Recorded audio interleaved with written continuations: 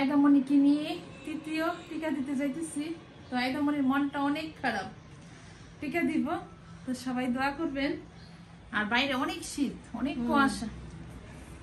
আয়দামণি আয়দামণি আয়দামণি কোনো কথাই বলতে চায় না।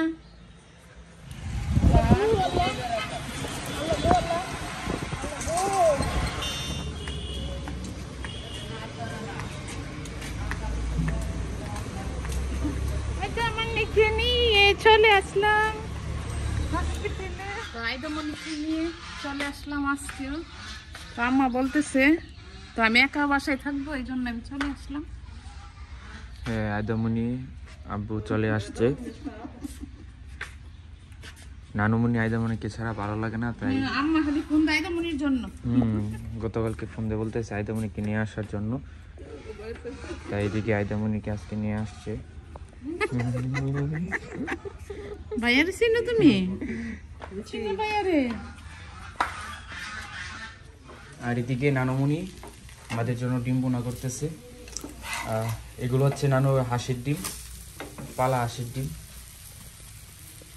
মাশাআল্লাহ অনেক সুন্দর করে নানু ডিম বোনা করতেছে, আমাদের নানু ভাজি করতেছে। সকাল সকাল প্রতিদিনই নানু আমাদেরকে ডিম ভাজি করে দিই। আজকে আমাদের দুপুরে রান্না শুরু হয়ে গেছে।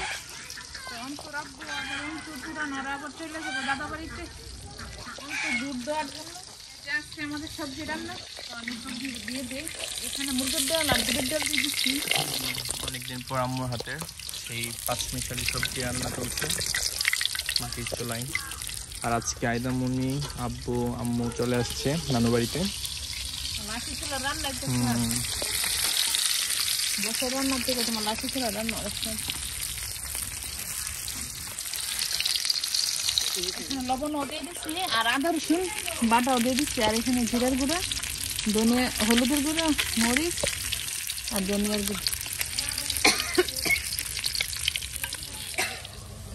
এখানে আমিও ফুলকপির মশলা দিয়ে দিচ্ছি। মরিচ দিয়ে দিলাম, হলুদ দিয়ে দিলাম, ধনিয়ার গুঁড়া, লবণ দিয়ে দিলাম।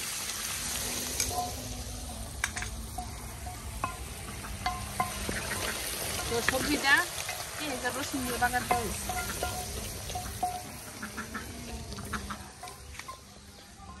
আর এদিকে পাঁচমিশালি সবজিটা খুব সুন্দরভাবে হয়ে গেছে। আম্মু মাটির চুলায় সুন্দরভাবে রান্না করছে। আইদা আইদা আইদা মাছের মাথা দিয়ে শসার তরকারি, বড় মাছের মাথা দিয়ে রান্না করতেছি। এই যে এখানে আমাদের তরকারি হয়ে গেছে। সিমের তরকারি, সিম দিয়ে, ফুলকপি দিয়ে, আলু দিয়ে, টমেটো দিয়ে আর রুই মাছ দিয়ে।